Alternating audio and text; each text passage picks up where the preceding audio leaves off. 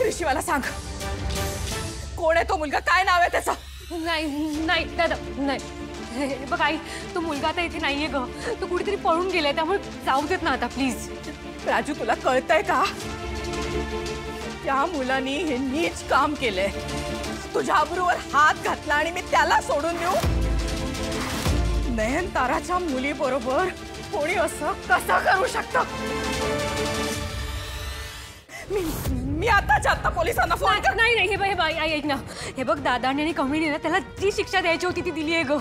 तो आता माझ्या जवळ पण येणार नाही. अगं तो कॉलेजच्या आसपास पण भटकणार नाही आता. तो प्लीज आई जाऊ देत ना मला, खरंच आता तो विषय नकोय ग. राजू, आपण जरासे शांत राहिलो आणि हिम्मत दाखवली नाही ना, तर याची शिक्षा तुझ्यासारख्या एखाद्या साध्या मुलीला मिळेल. प्लीज ऐक ना ग माझं, मला विषय नकोय ग. मला खूप त्रास होतो ह्या गोष्टीचा आणि आता कुठे ह्याच्यातून बाहेर आली ग मी, आणि परत तेच तेच तेच मला इमोशनली आता नाही सहन होत आहे ग हा त्रास. प्लीज आई ऐक ना, प्लीज हा विषय बंद करूयात ना आपण, प्लीज प्लीज. शांत हो प्राजक्ता, शांत हो. आई ती म्हणते ते बरोबर आहे. तुला पटतंय ऋषी? मला त्या मुलाचा जीव घ्यावासा वाटतोय. आई आई आई काम डाऊन.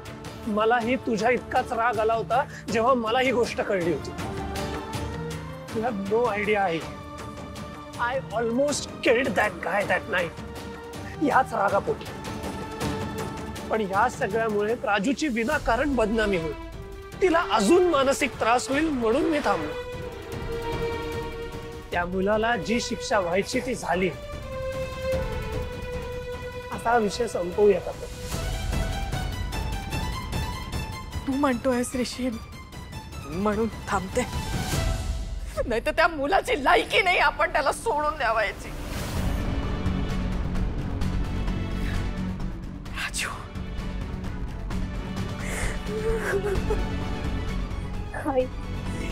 राजू, I'm sorry, बेटा. I'm sorry you had to go through all this. Raju, आयुष्यात असं कधी काही झालं ना तर सगळ्यात पहिले आपल्या आईला सांग. मी पाहिन काय करायचंय ते.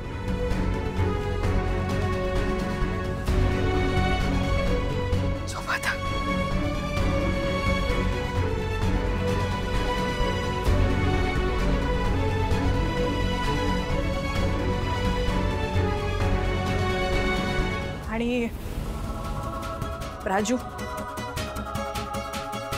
त्या कमळीला उद्या आपल्या घरी जेवायला बोलवा. मला तिच्याशी बोलायचंय. तिला थँक्यू म्हणायचंय.